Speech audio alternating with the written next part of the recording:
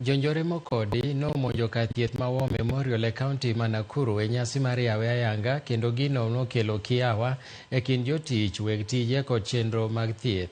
Maeri timore kata bed ni dono osechiwo andike 6 mapok omi luor kod sirikand kaunti ma Nakuru e ywaruok madhi mbele wi wuon osiptandno ka ilaro mwanduno momako eka 25. Doho mar alwora kod lope ma Nyandarua nowito oko dwaro mar kaunti ma Nakuru mar keto thenge wach mar rito osiptandno. Ywaruok ni koro medo rocho chenro mag thieth kanyakla kod tije ne jotije mane geno dok chwalo chenrogi tok lore kuom kinde malach. Was in October last year. Then we reopened after 7 days. And then we were attacked again by the county government of Nakuru. That was on 23rd of January.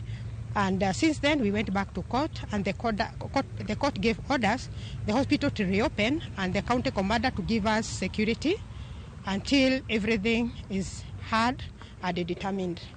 So yesterday, since then, we have not been able to get in successfully. And yesterday, the Nyandarua High Court gave order, and the orders were, it was an extension actually of the court orders that had been previously given. And the county commander was directed to open the hospital start running, and we are supposed to be given security. So that is what we are expecting today. That's why we came very early in the morning, that is at 7:30. We are prepared in uniform and ready to start wherever we left.